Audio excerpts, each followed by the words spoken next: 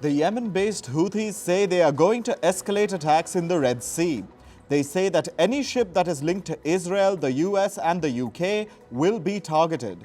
The Houthis added that they have now deployed submarine drones and underwater weapons. Israel launched a drone strike on Jenin city in the occupied West Bank yesterday. At least one Palestinian was killed and 15 others were injured. Palestinian officials rescued several people from the rubble and damaged cars. Russian troops were seen operating in the eastern Ukrainian city of Avdiivka. The soldiers carried out cleanup operations in the ruins of the city. Russian Defense Minister Sergei Shoigu called the capture of Avdiivka an absolute success for Russia's military campaign in Ukraine.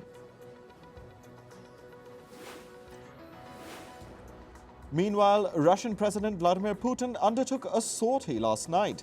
Putin flew in Russia's nuclear-capable supersonic strategic bomber. The Tu-160M bomber can carry 12 nuclear-capable missiles and can fly over a distance of 12,000 kilometers. A dashcam in the cockpit shows Putin as the co-pilot alongside a Russian Air Force officer. The flight lasted over 30 minutes. Brazilian President Luiz Inácio Lula da Silva met Russian Foreign Minister Sergei Lavrov last night. The two leaders met on the sidelines of the ongoing G20 summit in Brazil. Lula has accepted Lavrov's invite to visit Russia in October for the BRICS summit. The two leaders also discussed increasing economic cooperation between Russia and Brazil. US President Joe Biden met the wife and daughter of the dead Russian opposition leader Alexei Navalny. Navalny died last week in a Russian penal colony where he was serving a 3-decade sentence. Biden expressed his admiration for Navalny's courage and his fight against corruption. Biden also promised complete support to Navalny's wife and daughter. This includes announcing new sanctions against Russian President Vladimir Putin. U.S. Secretary of State Antony Blinken met his counterparts from South Korea and Japan last night. The three leaders met on the sidelines of the G20 summit in Brazil.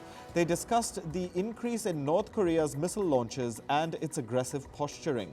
Blinken and his counterparts also discussed the ongoing wars in Gaza and Ukraine.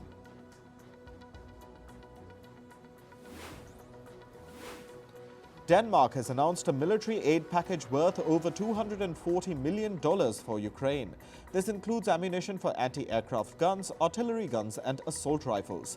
Denmark's defense minister said the first batch of F-16 fighter jets will be delivered to Ukraine this summer. Last year, Denmark had promised to deliver the F-16 jets by January 2024.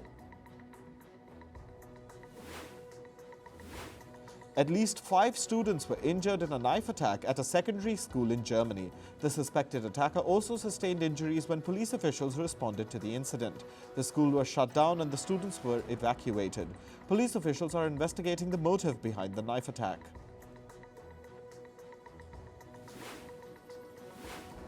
The European Union's law agency, Europol, has dismantled a large migrant smuggling network in Germany.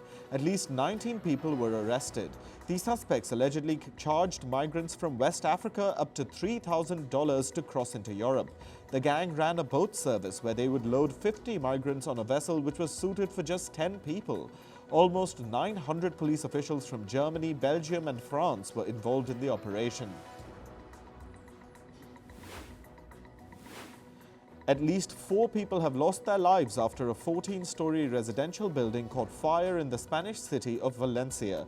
Hundreds of firefighters were rushed to the scene to combat the blaze. Locals say that the entire building caught on fire and several small explosions were heard from inside.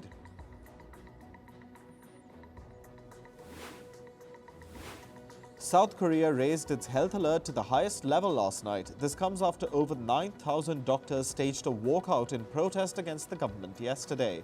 Hospitals have been forced to send patients home as young doctors refuse to work. The doctors are protesting the South Korean government's decision to increase medical student intake in the country.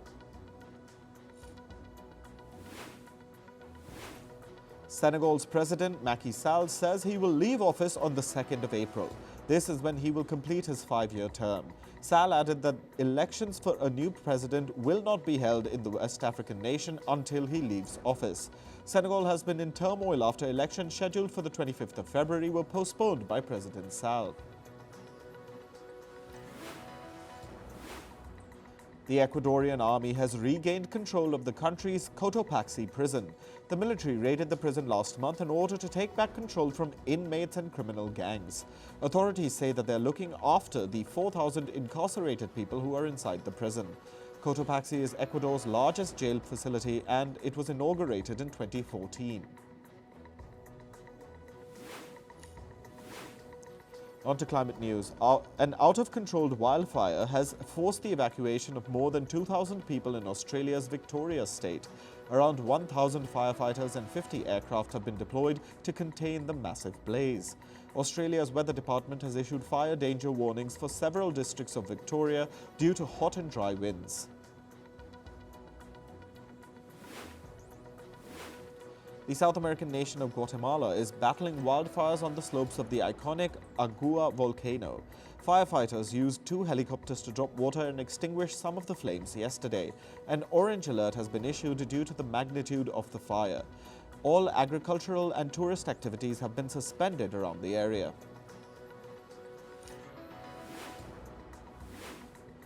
Mexico's Popocatépetl volcano has been erupting daily for almost a week.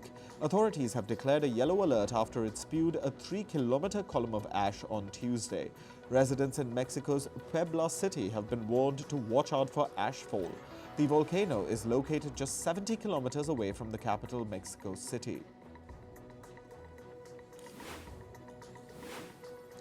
Heavy rainfall triggered floods in the Brazilian city of Rio de Janeiro. Several vehicles were partially submerged as residents waded through muddy floodwaters. According to reports, Rio was also struck by a storm on Wednesday that killed 8 people.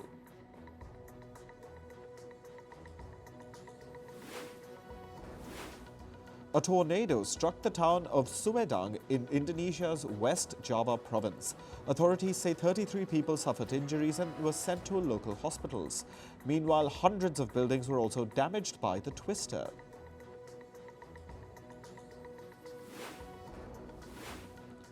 Wastewater is threatening wetlands and wildlife in the European nation of Serbia. The country is dumping raw sewage directly into the Sava River. This is polluting the waters of the capital city, Belgrade. According to the Serbian government, Belgrade's wastewater is enough to fill up 60,000 Olympic swimming pools each year.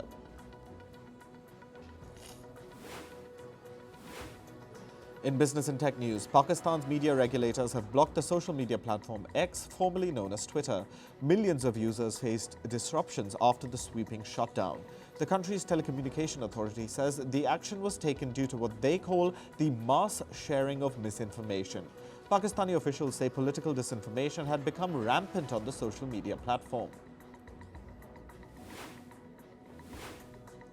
The Supreme Court of India has ruled in favor of tech giant Apple. India's top court says that Apple does not have to track stolen iPhones. The court also called the hearing unwarranted. The case had been filed by the Odisha State Consumer Commission. The state body had decreed that Apple was obligated to trace stolen iPhones since they manufactured the device.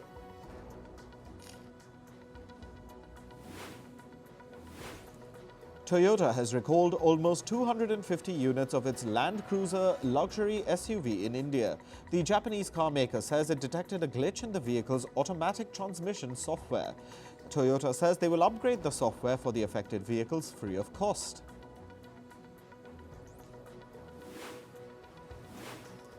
Mercedes-Benz is delaying its electrification goals by at least 5 years.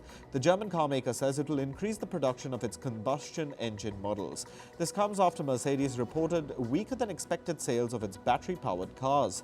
However, the group CEO added that 50% of all their cars will have some form of electric power by 2030.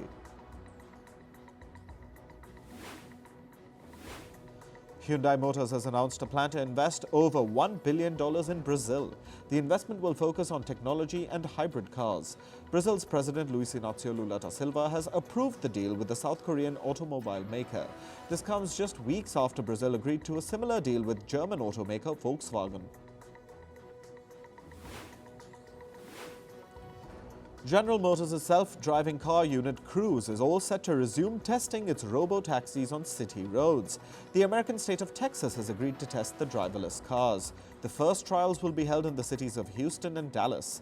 This comes after Cruse suspended its operations after an accident in San Francisco last year. A robo-taxi had dragged a pedestrian who fell on the cab after being struck by another car. Thousands of mobile phone users face disruptions in their services after a cellular outage in the US. Over 70,000 AT&T users were unable to make phone calls, send messages, or use internet on their cell phones. Mobile phone services were restored after almost 10 hours. Telecom giant AT&T has not provided a reason behind the outage that affected thousands. Chipmaker Nvidia's stock market value rose by $277 billion yesterday. This has become Wall Street's largest single-day trade in history. The company's stock soared by 16.4% yesterday. Nvidia's market capitalization is now projected at $1.96 trillion.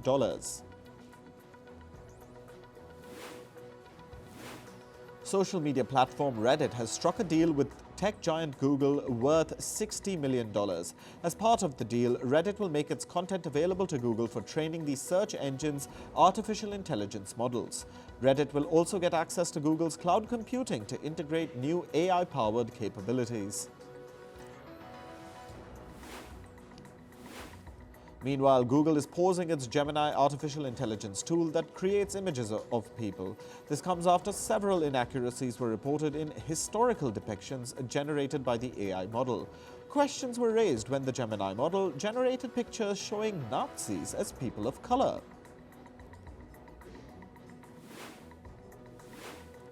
Moving to sports. In cricket, the fixture list is out for the first 21 matches of the Indian Premier League or IPL. Defending champions Chennai Super Kings will take on Royal Challengers Bangalore in the opener. It'll be held at the M.A. Chidambaram Stadium in Chennai.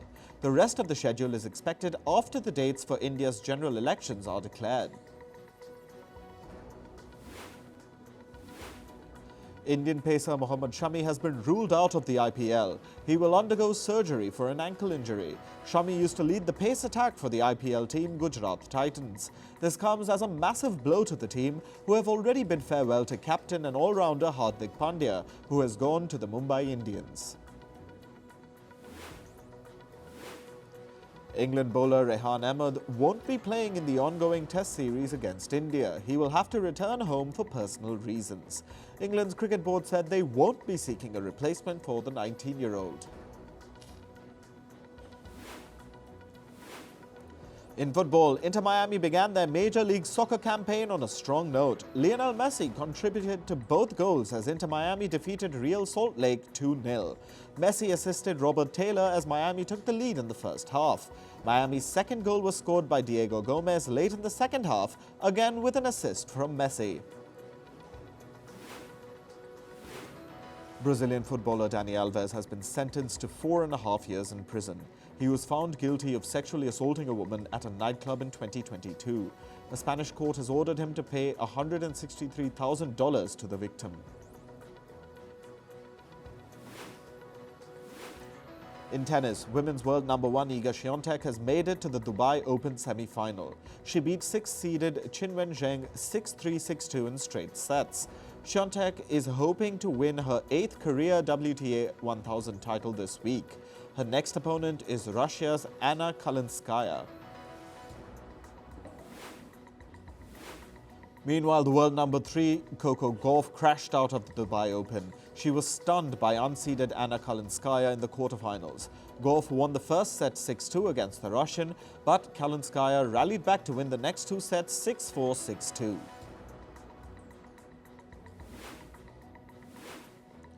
In golf, Tiger Woods' son Charlie Woods failed to qualify for the PGA Tour event, the Cognizant Classic. The 15-year-old was competing in a pre-qualifying event in Florida. Charlie fired a 16-over par score of 86, failing to earn one of the 4 spots for the final qualifiers on Monday. This would have been his maiden PGA appearance had he succeeded.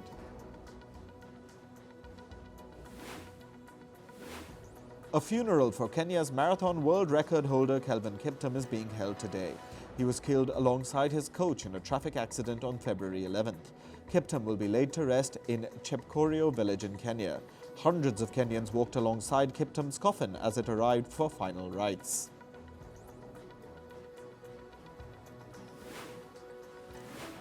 Russian President Vladimir Putin attended the opening ceremony of the first Games of the Future in the city of Kazan. This is a first-of-its-kind sporting event that blends cyber and classical sports.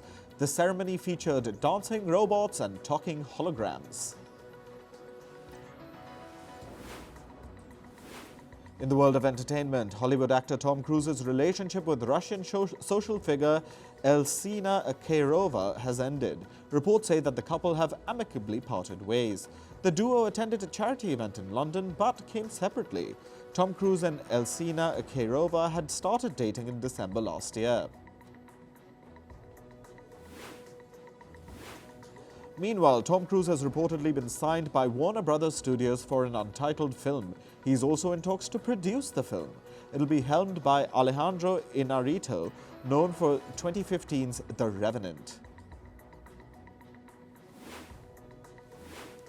The buzz around the upcoming Superman legacy film is at an all-time high. The CEO of DC Studios, James Gunn, shared a glimpse from the table reading session of the film.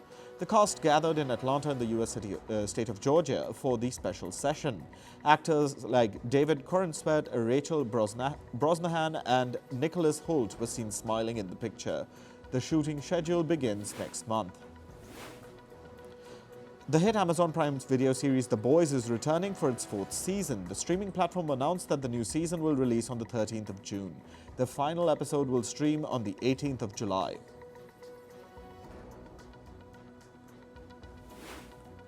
Actor Josh McDermott, known for his role in The Walking Dead, has been signed up for the Suits spin-off series. He will star opposite Stephen Amell in Suits LA. The story revolves around Amell's a law firm in Los Angeles which deals with criminal and entertainment law. Actor Sam Waterston bid adieu to the series Law & Order after featuring in almost 400 episodes. His last episode aired yesterday. Waterston joined the series in 1994 in the role of an executive assistant. Actor Tony Goldwyn will now be stepping into his shoes. Singer and actor Selena Gomez released her first single of the year yesterday. The song is titled Love On and is about finding love. It is inspired by Gomez's love and adoration for the city of Paris. The video has been helmed by French director Greg Orel.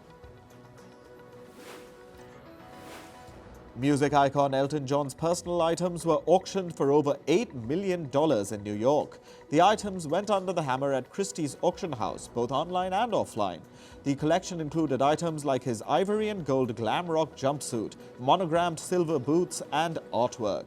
A pair of sunglasses used by Elton John sold for approximately $22,000. Former talk show host Wendy Williams has been diagnosed with dementia. Her medical team stated that Williams got her diagnosis last year. According to reports, she may experience a loss of motor skills like walking and swallowing. Prada's modern cold weather collection for Milan Fashion Week was all about bows, aprons, silken slips and hats. The designers seem to have tapped into the rising TikTok trend called coquette. The trend highlights TikTok's obsession with bows and pastel colors. Prada added its personalized touch by adding darker shades to the runway.